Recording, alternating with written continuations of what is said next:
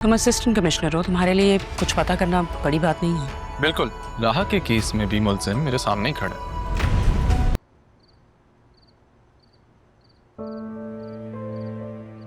अगर आसिया बेगम की सच्चाई इन्हें पता चल गई तो ना जाने क्या हाल कर बैठे। सच को कितनी देर छुपा सकता हूं मैं?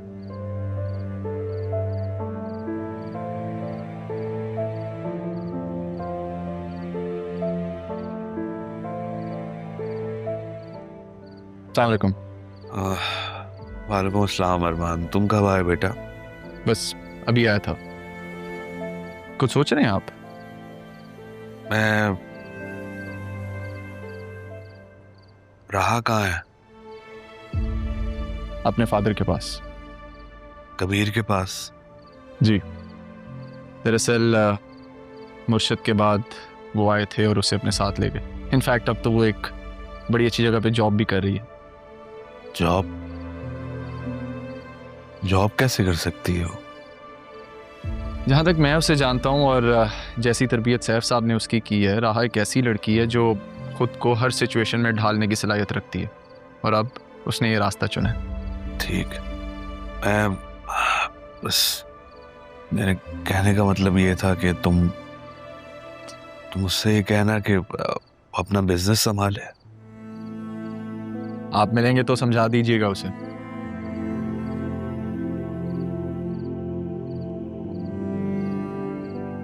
अरमान, राहा को किसने किडनैप करवाया था?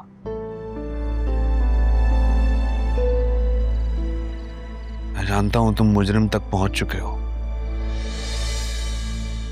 मुजरिम को तो मैं अपने घर ही ले आया हूं। तकरीबन। अच्छा बदील साहब, मैंने मालूमात ली थी आपके घर पे रेड बैंक वालों ने नहीं, मलिक इन्वेस्टर के बंदों ने करवाई थी। फिक्र मत करें, मैंने केस फाइल कर दिया। लेकिन जब विल खुलेगी तो बहुत मसले सामने आएंगे। मुझे आपका साथ चाहिए होगा।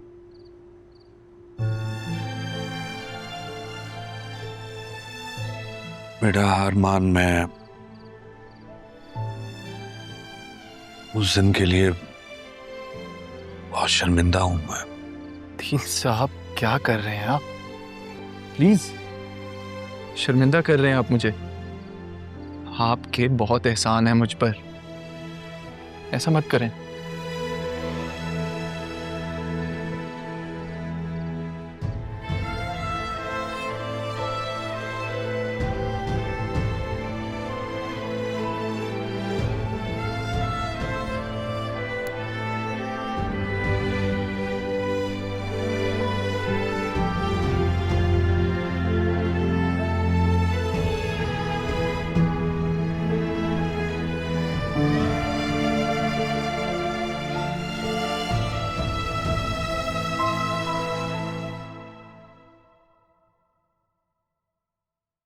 बतूल,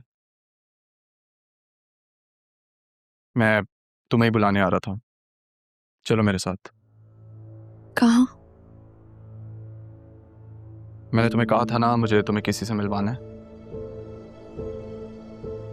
सर, ये उनकी वाइफ से? तुम्हें कैसे पता चला? आपने और किस किस को बताया? अच्छा ठीक साहब, खैर चलो आ जाओ फिर। वैसे अगर तुम बता देती कि तुम कौन हो तो क्या हो जाता? मैं खुद कुछ करना चाहती थी। अगर आपको बता देती तो आप जॉब नहीं देते। उस वक्त जरूरत थी मुझे जॉब की। अम्मी शेल्टर होम में थी और मेरा दिल था कि मैं उन्हें शेल्टर होम से कहीं और ले जाऊं, पर वो मुझे छोड़ के ही चली गई। इतनी सी उम्र में काफी बड़ा सदमा देख लिया आपने। ऐसी चीजों पे इंसान का इख्तियार थोड़ी होता है।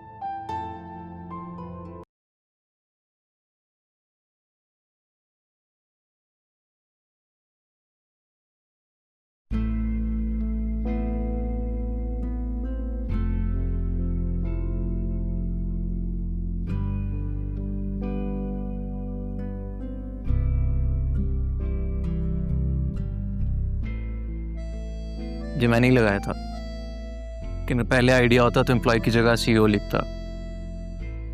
जिस तरह से कॉन्फिडेंटली आपने अपना बिजनेस संभाला है, दैट्स कमेंडेबल। मेरे नाना जान का बिजनेस, इसमें मेरा कुछ नहीं है। वैसे सब कुछ आपका ही है, वन नजर उठा के तो देखें।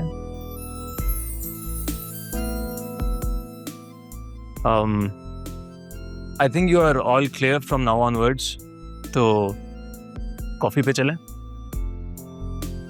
फिर कभी सही। देखिए, ये ना तो बॉस ने कहा है ना ही आपके उस्ताद ने, एक दोस्त ने कहा है। दोस्ती का इतना मान तो रखें। चलें फिर, ठीक है। After you. Thank you.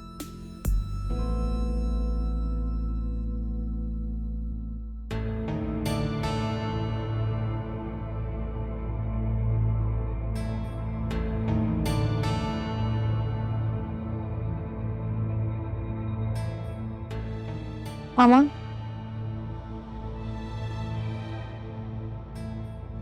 आप यहाँ अकेले क्यों बैठी हैं मामा? तो कहाँ जाऊं? तुम्हारे बाप ने तो मार के कमरे से बाहर निकाल दिया। कल तुम्हारे सामने कह रहा था, हाथ उठाया लेकिन मारा नहीं, और आज वो कसर भी पूरी कर दी। आपने बहुत गलत किया मामा। आपने तो कहा था कि वो लोग घर ही नहीं आए। आपको पप्पू और राहा को उस तरह से घर से बाहर नहीं निकालना चाहिए था।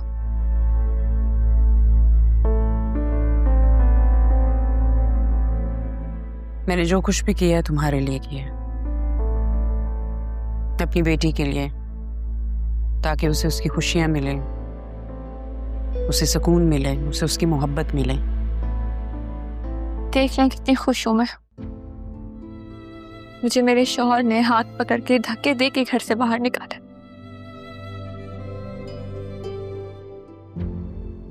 माँ की नीयत पे शक कर रही हो? शक नहीं कर रही मामा, आपको बाबा से माफी मांगनी चाहिए। बहुत दुखी है वो। मार भी मैं खाऊं और माफी भी मैं मांगूं? मेरी खातिर प्लीज। तुम्हारी खातिर तो मैं कुछ भी कर सकती हूँ। फिर माफी मांग लेना, क्या हर्ज है इसमें?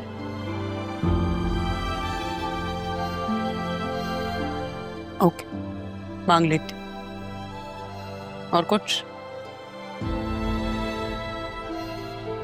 सरियन उनकी पहली बीवी पाकिस्तान में ही है मामा। क्या कह रही हूँ?